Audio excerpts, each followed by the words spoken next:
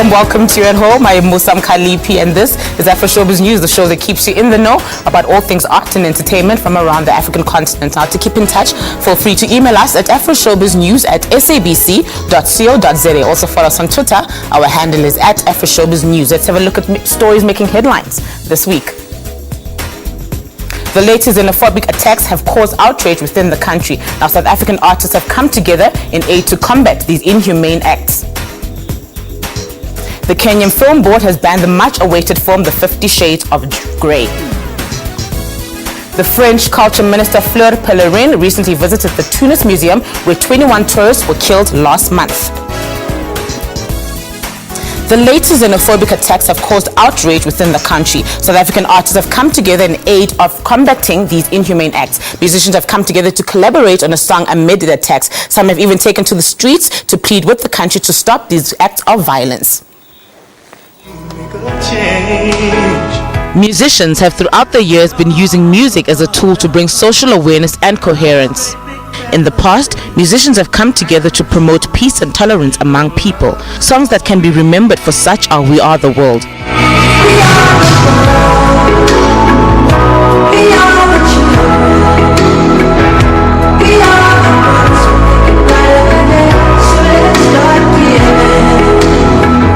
This inspiring piece came out in 1985. It brought together numerous artists from America to raise awareness about African famine. The promotion of the song was successful and raised over $63 million for humanitarian aid in Africa and the US.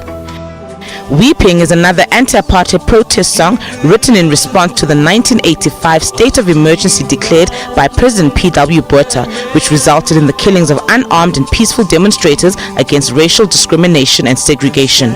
The song incorporated part of the melody of Nkosi Sikelel' Africa, the anthem of the anti-apartheid African National Congress. Nkosi Sikelel' Africa was banned at the time. The inclusion of even the melody violated the law back then.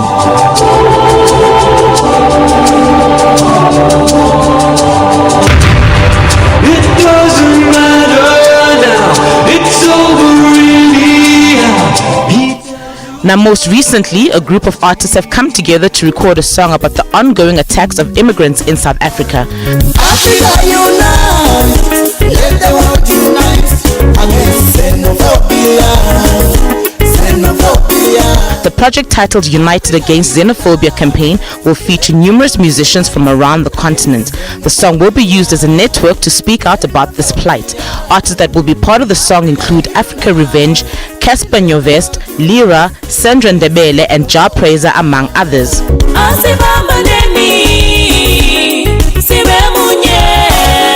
South African celebrities such as Simpiwe Dana, Nandi Ngoma, and DJ Tira also took to the streets of Durban for a peace march against xenophobia. In Johannesburg, well-known rapper AKA and other artists protested outside Luthuli House.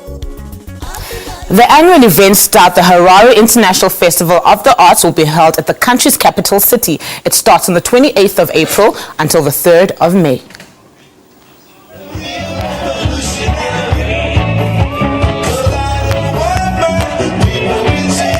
The much-anticipated Zimbabwe's flagship event is underway in the capital, and the annual Jamboree provides a showcase of top-notch art and culture from Zimbabwe and the world. This year's theme of the festival is Articulate, and performers are expected to mesmerize the crowd clearly and distinctly, as the theme suggests. The 6-day festival and workshop program showcases the very best of local, regional and international arts and culture in a comprehensive festival program of theater, dance, music, circus, street performance, fashion, spoken word and visual arts. The event was founded by Zimbabwean concert pianist Manuel Bagoro and his actress sister.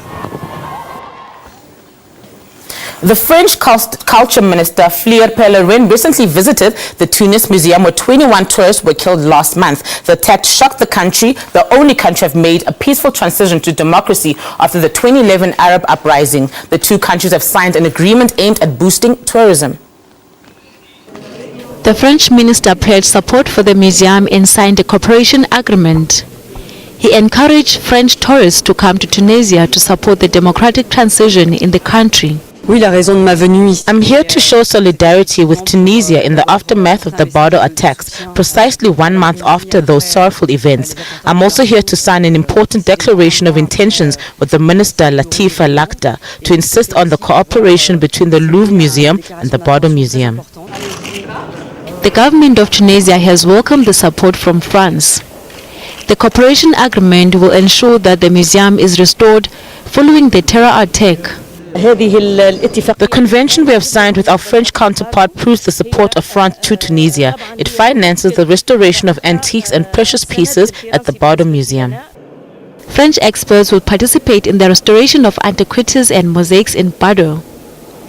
Tunisian students of art will also travel to Paris to learn restoration techniques.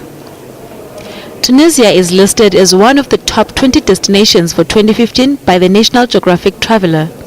But the latest attack has dented this image, and tour operators say it will take a while to rebuild the tourism industry. As tourists slowly come back following the attack, the Tunisian government has assured them of tighter security measures. Let's go for a quick ad break. Stay tuned.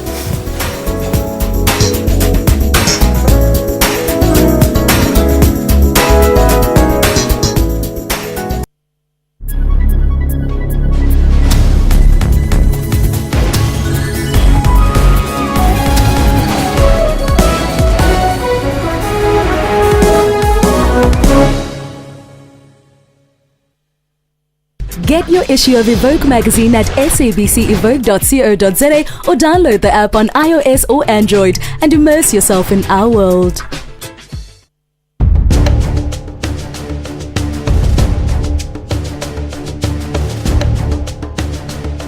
Let us go to this dolus issue, dolus eventualis and dolus director. What do they actually mean to the ordinary man in the street? A practical and easy example of dolus eventualis is where two robbers walk into a bank with the intention to rob the bank.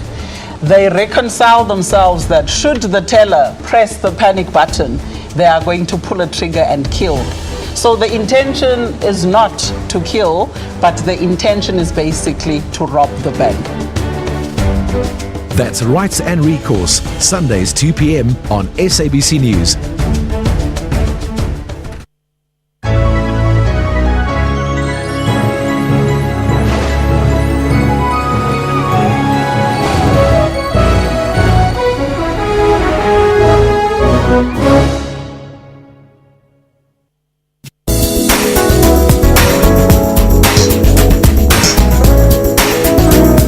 One of the country's leading comedy shows, The Kings and Queens of Comedy, will be taking place this weekend at Emperor's Palace in Johannesburg. Some of the biggest names in comedy will take to the stage to present some of their acts. Now today, we are joined in studio by Chris Forrest and Nicholas Goliath to tell us a bit more about what this event is all about. Hi guys, and welcome to the show. Morning. Thank you so much for coming. So the show is taking place this weekend. What are you guys bringing? I'm going to bring a picnic basket and some eggs, maybe some cheese, a bottle of wine, just to set the mood, a blanket. I'll bring the napkins. He'll bring the napkins. And some glasses. It's the biggest comedy show in South Africa. It's we're expecting about 4,000 people. And that's just the lineup of comedians. And it's massive. It's there's something for everyone.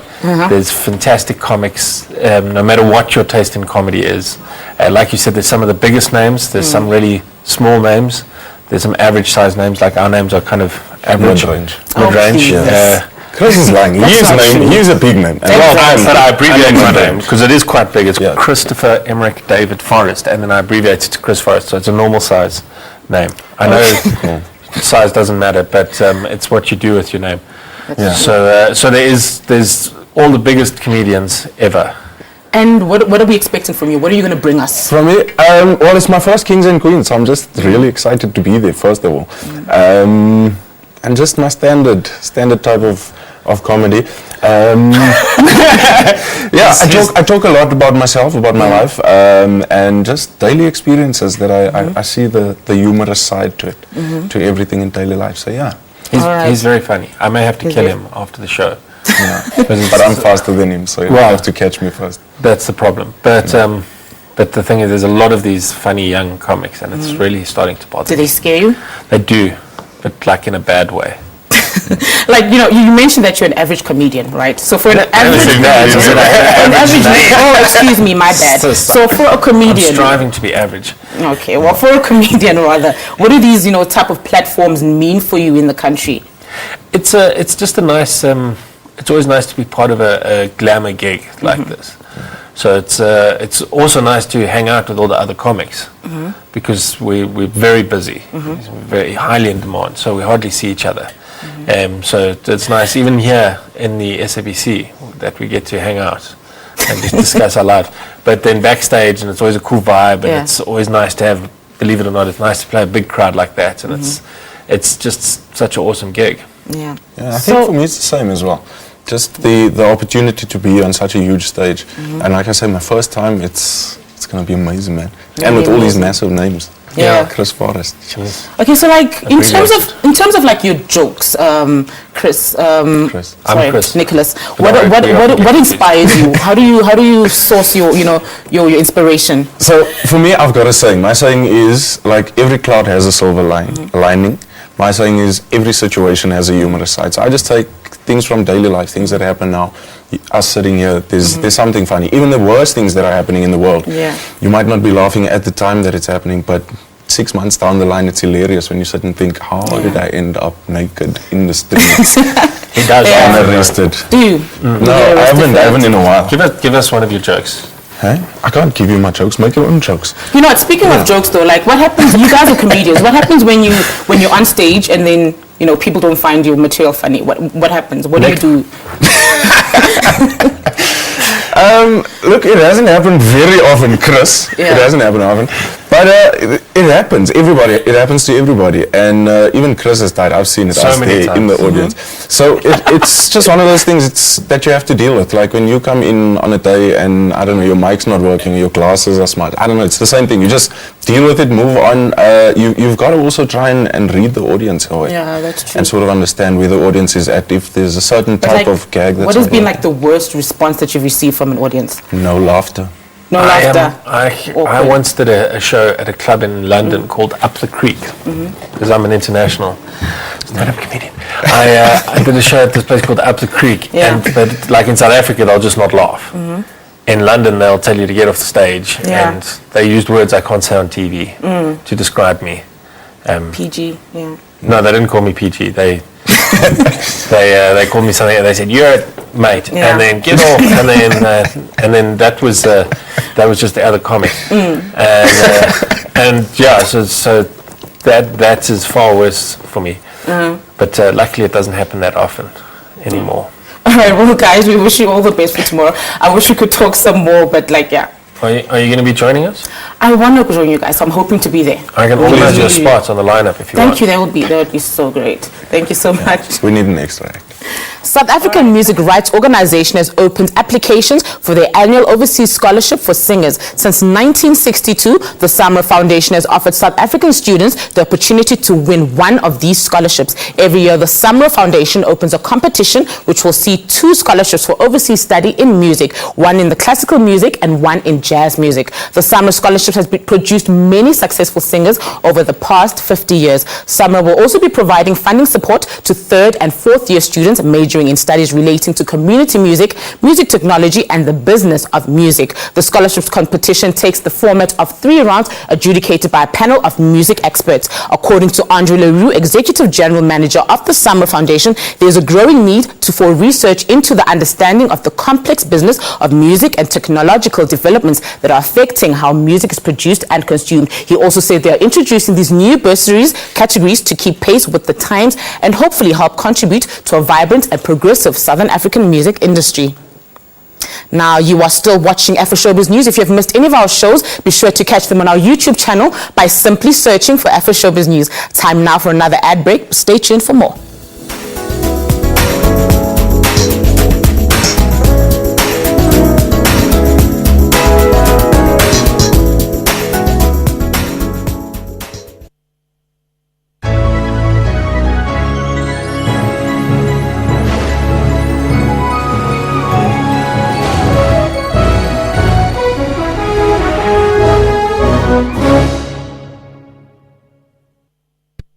issue of Evoke magazine at sabcevoke.co.za or download the app on iOS or Android and immerse yourself in our world.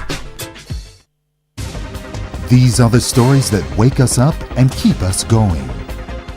To countries where terrorism still lives. Stories that bring us closer to the conflicts and policies of the other side of the world. And the lighter side of the motherland's beauty. Its people, their journeys, beliefs, and cultures. People who believe in doing it for themselves, who strive and believe in our country, and in challenging themselves because of a need to grow. This is SABC News.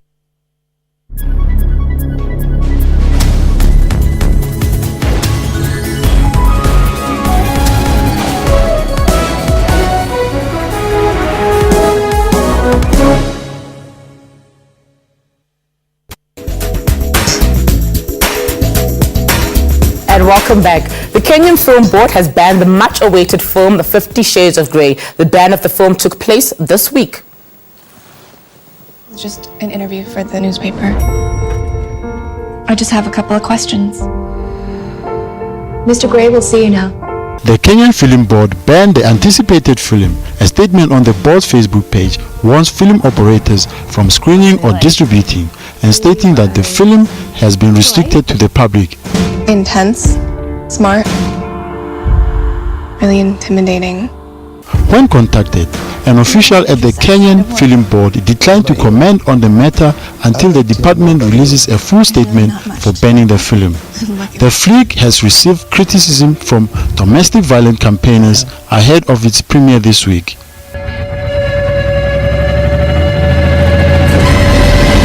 Malaysia is another country that has also banned the film based on the erotic book series, describing its content as pornographic. The film is an adaptation of the first book of a popular erotic trilogy by E.L. James.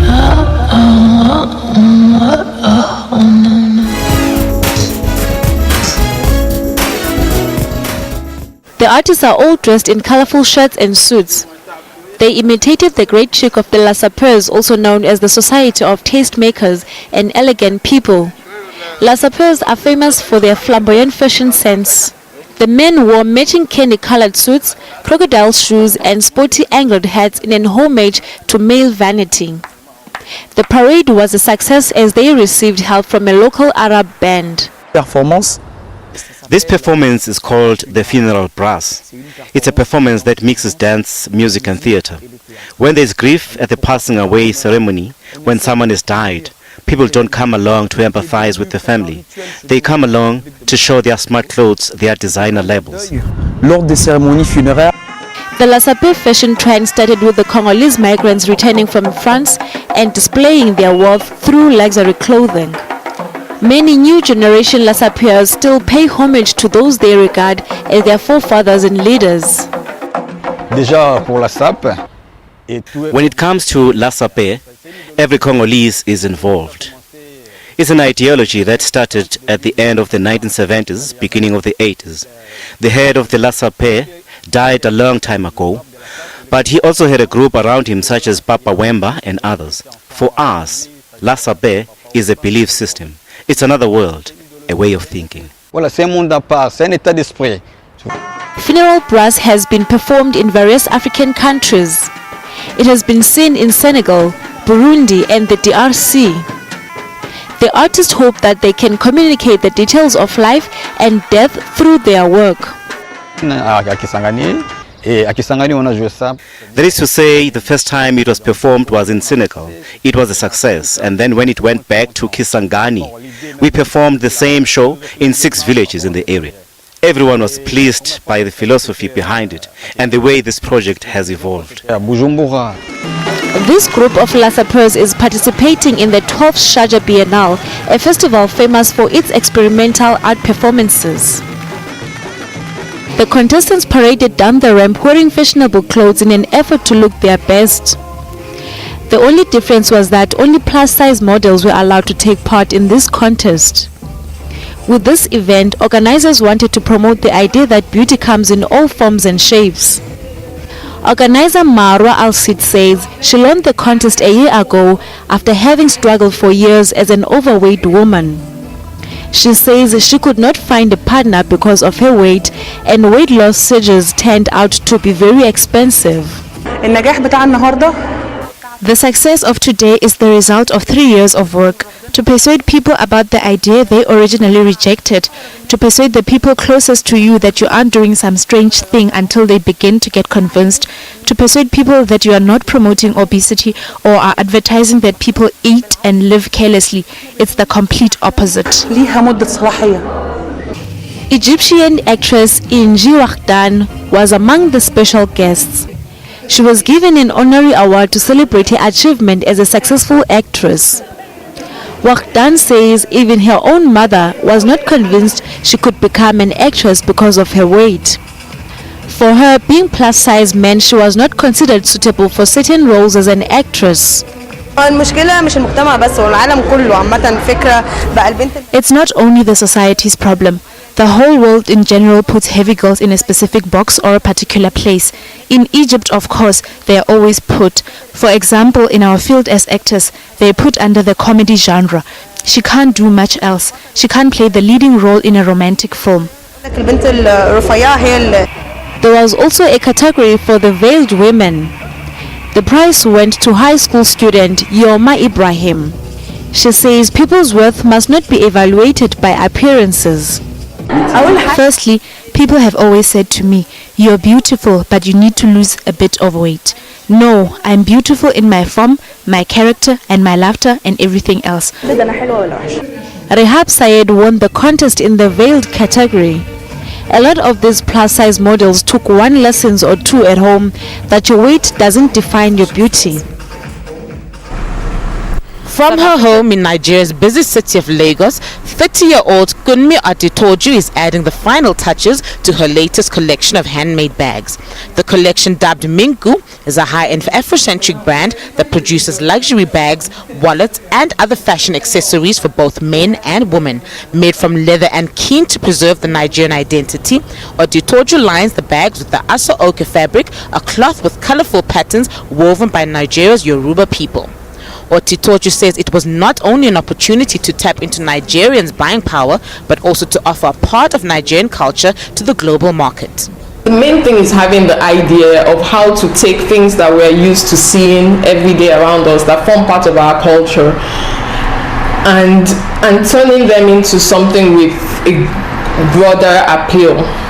And because we already have a lot of things that are made in Nigeria, not on a high scale, and not on a grand scale or not on a mass or global scale, but there are things that if we see a way of translating them into something that is a bit more marketable, a mini industry can actually be formed around those things. For example, Aso Oke, everybody knows it as what Yorubas wear for their Asoebi, wedding and all that.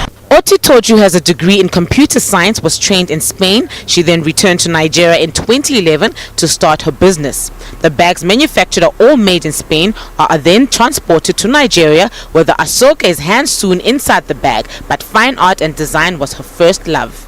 We've had a whole range. We've had people who have really liked the bags, you know. They like the hand-stitched quality of them, you know.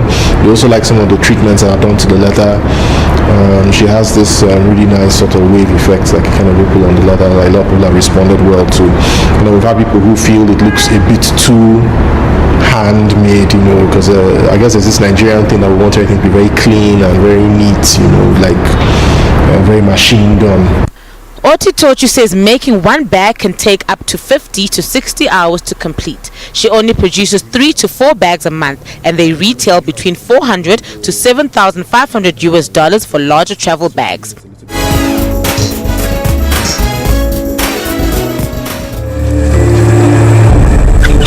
Where dreams were as small as the hearts that bore. If Tomorrow Never Comes is one of the productions of YN Productions, which belongs to Yvonne Nelson. The movie was shot in a rural community to reflect the real-life journey of a person. Yvonne was inspired and motivated by the life of a young boy suffering from a cerebral malformation. In the pages of this unwritten book, he could not sit, stand, walk or even talk. The boy was added to the cast of the movie but passed away immediately after the shoot. Yvonne is former Miss Ghana contestant. She shot to fame after a big screen role in Princess Tyra and Playboy. The films catapulted her to stardom on the continent, particularly her country, Ghana. This award-winning actress also made her mark in Nigerian films. The premiere date for this film has not been set as yet.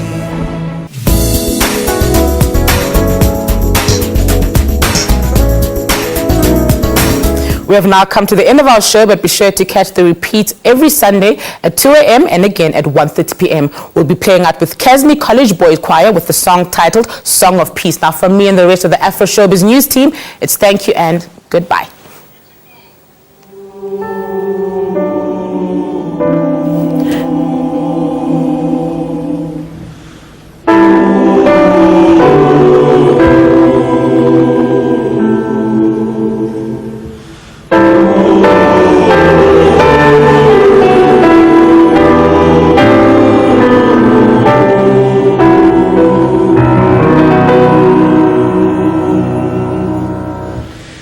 This is my song,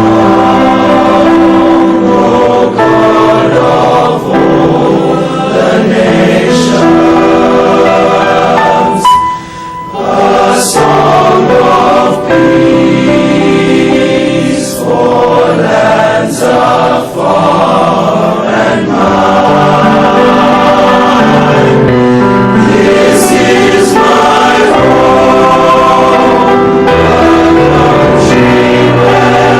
my heart sings. Here are my hopes, my dreams, my holy shrine. But a house in other lands of beautiful hopes and dreams, as true and high as mine. Oh, hear my song, O God of all the nations, a song of peace for their lands and for